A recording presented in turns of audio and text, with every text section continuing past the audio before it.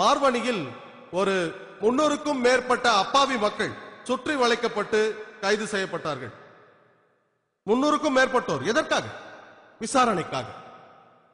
எந்த ஒரு நியாயமான மனிதனுக்கும் தெரியும், ஒரு விசாரணை என்றால் குறைந்தபட்சம் 2-3 போலீஸ் இருப்பார்கள்.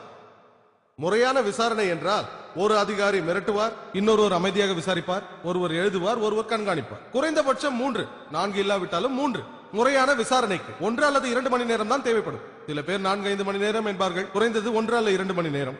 எத்தனை பேரை விசாரிக்க முடியும்? மார்வாணி போலீஸ் ஸ்டேஷனில் எத்தனை பேர் இருக்கிறார்கள்? எத்தனை அதிகாரிகள்? எத்தனை பேரை விசாரிக்க முடியும்? 10, 20, 30, 40? எத்தனை பேர் விசாரிக்க முடியும்? விசாரிப்போர் எத்தனை பேர்? விசாரிக்கப்படுவோர் எத்தனை பேர்? அதிகபட்சம் 100. அப்படியே வைத்துக் கொள்வோம். 300 பேரை சுற்றி வளைத்து அவர்களை ஒரு நாள் அங்கு வைத்து டெலிபோன் நம்பர் அட்ரஸை வாங்கிக் கொண்டு அனுப்பிவிட்டார்கள். இதனால் என்ன சொல்ல வருகிறீர்கள்? இது என்னுடைய வேண்டுகோள். நம்முடைய காவல்துறை முஸ்லிம்கள் மீது நம்பிக்கை கொள்ள வேண்டும். சமீபத்தில் குண்டுவெடிப்பிற்கு பிறகு முஸ்லிம் அல்லாதவர்களால் ஒரு நிகழ்ச்சி ஏற்பாடு செய்யப்பட்டிருந்தது. நாம் எப்படி இங்கு தீவிரவாதத்தை பற்றி ஒரு நிகழ்ச்சி நடத்தி கொண்டிருக்கிறோமோ அதே போல் முஸ்லிம் அல்லாதவர்களால் ஒரு நிகழ்ச்சி நடத்தப்பட்டது. பொருள் எல்லாமே ஒன்றுதான், ஆனால் பிரச்சனைகள் வேறாக இருக்கலாம். ஏற்பாடு செய்தவர்கள் முஸ்லிம்கள் அல்ல. அந்த நிகழ்ச்சியை ஏற்பாடு செய்தவர்கள் 2 முன்னாள் காவல் அதிகாரிகளை மும்பையில் இருந்து அழைத்திருந்தார்கள். அதில் ஒருவர் வந்து பாகிஸ்தானின் மதர்சாவை குறித்து குறை கூறினார். தீவிரவாதத்திற்கு அவர்கள்தான் காரணம் என்றார். அடுத்தவர் இந்தியாவில் இருக்கும் மதர்சாக்களை குறை கூறினார்.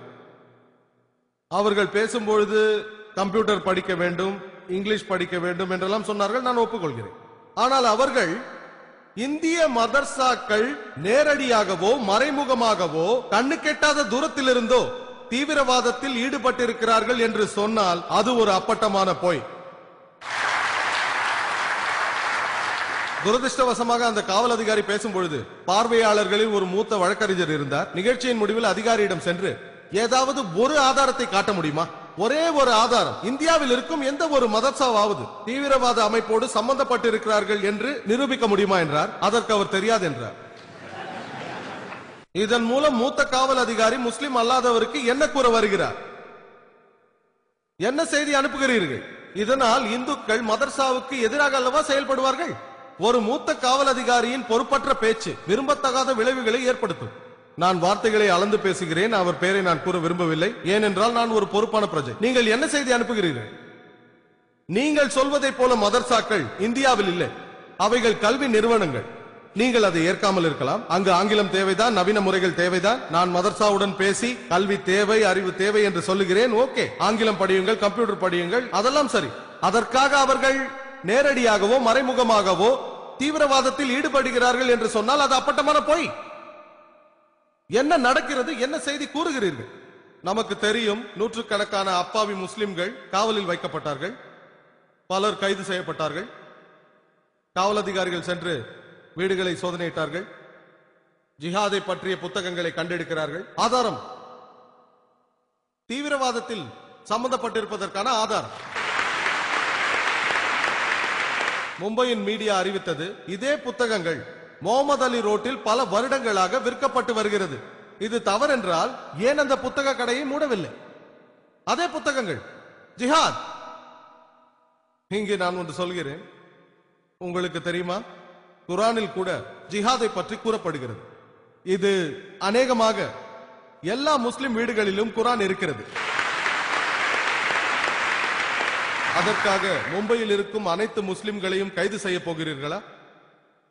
என்ன செய்தி கூறுகிறீர்கள்? மதங்களை பற்றி படிக்கும் மாணவன் என்ற முறையில் கூறுகிறேன். நான் ஒன்று கேட்கிறேன், நீங்கள் மகாபாரதம் படித்தால் குரானை விட அதிகமாக கொலை செய்வதை பற்றி வசனங்கள் வருவதை பார்ப்பீர்கள். போட்டி என்று வந்தால் மகாபாரதத்தில் கொலை செய்வதை பற்றி அதிகமான வசனங்கள் படித்து பாருங்கள், குரானை விட அதிகம். பகவத்கீதை அது வெறும் அறிவுரை தான். கிருஷ்ணன் அர்ஜுனனுக்கு கூறுகிறார். அர்ஜுனன் சொல்கிறார், நான் எப்படி என் ஒன்று விட்ட சகோதரருடன் சண்டையிடுவேன் என்று. பகவத்கீதை அத்தியாயம் 1 வசனங்கள் 43 46 வரை போர்க்களத்தில் ஆயுதங்களை வைத்துவிட்டு கூறுகிறார், ஆயுதங்கள் இல்லாமல் மடிவேனே தவிர சகோதரர்களை எதிர்க்க மாட்டேன் என்கிறார். உடனே பகவத்கீதா அத்தியாயம் 2 வசனம் 2 ஸ்ரீ கிருஷ்ணன் அர்ஜுனனை பார்த்து, நீ எப்படி ஆண்மையற்றவனாக இருக்கிறாய் என்று கேட்டார். இதை பற்றி விரிவாக பேச நேரம் இல்லாததால் நீங்கள் என் வீடியோ டேப்பை பாருங்கள். போரிடுவதுதான் சத்திரியனுடைய கடமை என்று கூறுகிறார். இதை வைத்து பார்க்கும் பொழுது மதங்களை பற்றி படிக்கும் மாணவன் என்ற முறையில் இந்த எல்லாவற்றையும் நான் ஏற்றுக்கொள்கிறேன். பகவத்கீதையை பற்றியும் மகாபாரதத்தை பற்றியும் எனக்கு நன்றாக தெரியும். அந்த போர் நீதிக்கும் அநீதிக்கும் எதிராக நடந்த ஒரு போர். அந்த போர் உண்மைக்கும் பொய்க்கும் இடையே நடந்த போர். பகவத்கீதையிலும் மகாபாரதத்திலும் சொல்வது என்னவென்றால், பொய்மையை எதிர்த்து நீ போராடு, அநீதியை எதிர்த்து நில். அது உன் சகோதரனாக இருந்தாலும் சரி, பிரச்சனை இல்லை. குடும்பத்தினராக இருந்தாலும் பிரச்சனை இல்லை. நான் உடன்படுகிறேன். குர்ஆனும் அதைத்தானே கூறுகிறது. என்னுடைய வேண்டுகோள் என்னவென்றால், காவல் அதிகாரிகளுக்கும் இந்நாட்டு மக்களின் மதங்களை பற்றி போதிக்கப்பட வேண்டும். எனக்கு சந்தர்ப்பம் கிடைக்கும் போதெல்லாம் கடந்த சில வருடங்களாக முஸ்லிம் அல்லாத பல காவல் அதிகாரிகளிடம் நான் பேசியிருக்கிறேன். மூத்த அதிகாரிகள் மும்பையில், பெங்களூரில், இந்தியாவின் பல நகரங்களில். சில ஆண்டுகளுக்கு முன்னால் ஹைதராபாத்தில் உள்ள நேஷனல் போலீஸ் அகாடமிக்கு அழைக்கப்பட்டேன். அந்த கூட்டத்தில் நூற்றுக்கணக்கான IPS அதிகாரிகள், உயர் கமிஷனர்கள், commissioner of police, DIG, IG, DG, national அகாடமியின் டைரக்டர் ஜெனரலும் அங்கு இருந்தார். அவர்கள் நான் பேசும் பொழுது அதிர்ச்சி அடைந்தார்கள். நான் கொடுத்த குறிப்புகளை பார்த்து பிரமித்தார்கள். பல்வேறு மதங்களின் போதனைகள் என்னவென்று தெரிந்திருக்க வேண்டும். இப்பொழுது நான் மகாபாரதத்திலும் கீதையிலும் இருக்கும் வசனங்களை தவறாக எடுத்து கூறினால் கண்டிப்பாக பிரச்சனைகள் வரும் அல்லவா? நாம் மற்ற மதங்களை புரிந்து கொள்ள வேண்டும். இறைவனின் அருளால் அல்ஹம்துலில்லாஹ் உலக அளவில் நான் காவல்துறையோடும் ராணுவத்தோடும் பேசி வருகிறேன். UK, USA, Bahrain, Saudi Arabia, UAE, அல்ஹம்துலில்லாஹ். நான் இன்னும் பேச விரும்புகிறேன் முஸ்லிம் அல்லாத அதிகாரிகளோடு. அவர்களுக்கு இஸ்லாத்தின் உண்மையான தகவலை சொல்கிறேன். துரதிருஷ்டவசமாக அவர்கள் மீடியாவில் இருந்து இஸ்லாத்தை பற்றி அறிந்திருக்கிறார்கள். மீடியாவை பற்றி கடைசியில் பேசுகிறேன். ஒரு விஷயத்தை அறிந்து செயல்பட வேண்டும் என்று நான் கூறுகிறேன். அநேக வக்கீல்களும் நமது ஜஸ்டிஸ் சுரேஷ் அவர்கள் கூட சொன்னார்கள், நூற்றுக்கணக்கான முஸ்லிம்கள் அழைத்து செல்லப்பட்டு காவலில் வைக்கப்பட்டார்கள்.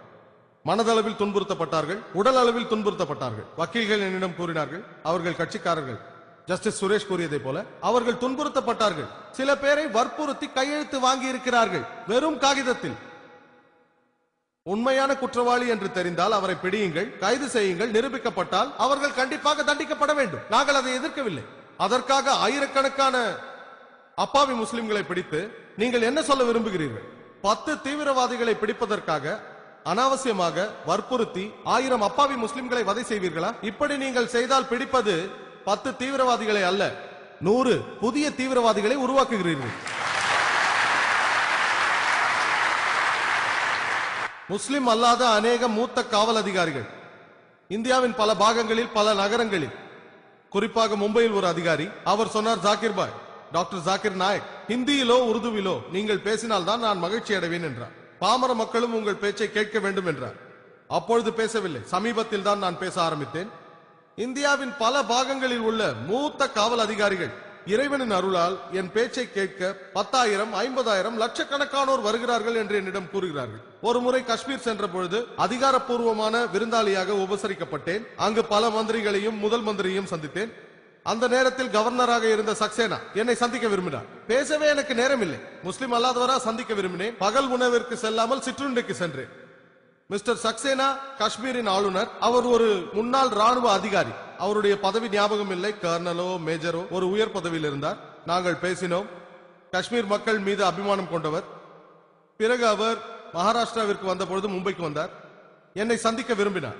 என்னை ராஜ்பவனிற்கு அழைத்தார். கவர்னர் மாளிகைக்கு சென்று நான் அவரை சந்தித்தேன்.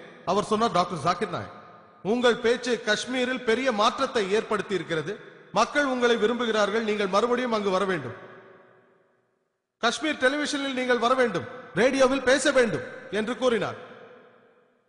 ஆனால் என் கேள்வி என்னவென்றால், என் பேச்சு அவ்வளவு மாற்றத்தை ஏற்படுத்துமா? எனக்கு தெரியும், அப்பாவி மக்களை கொல்வதை நியாயப்படுத்துவது போல ஒரு வசனம் கூட குர்ஆனில் இல்லை.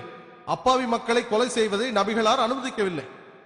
உங்களுக்கு அநீதி இழைக்கப்பட்டாலும், உங்கள் சமூகத்திற்கு அநீதி இழைக்கப்பட்டாலும் அப்பாவிகளை கொல்வதற்கு இடமில்லை. எனக்கு தெரியும், நான் பேசுவேன். ஆனால் பாருங்கள், ஆயிரக்கணக்கான முஸ்லிம்கள் துன்புறுத்தப்படுகிறார்கள். காவல்துறை சொல்கிறது அவர்களில் பெரும்பாலானோர் LET, லஷ்கரே தொய்பா. ஒரு வாதத்திற்காக நான் அதை ஒப்புக்கொள்கிறேன். மேலும் காவல்துறை சொல்கிறது உள்ளூர் மக்களும் இதில் சம்பந்தப்பட்டிருக்கிறார்கள், இல்லை என்றால் குண்டு வெடிப்பு நடக்காது. அதையும் நான் ஒப்புக்கொள்கிறேன். யோசித்து பாருங்கள், லஷ்கரே தொய்பாவில் சம்பந்தப்பட்டிருப்பதாக ஆயிரக்கணக்கான அப்பாவி மக்களை துன்புறுத்தினால் நீங்களே அவர்கள் பக்கம் தள்ளிவிடுகிறீர்கள், வித்திடுகிறீர்கள், சித்திரவதை செய்து அவர்கள் பக்கம் தள்ளிவிடுகிறீர்கள்.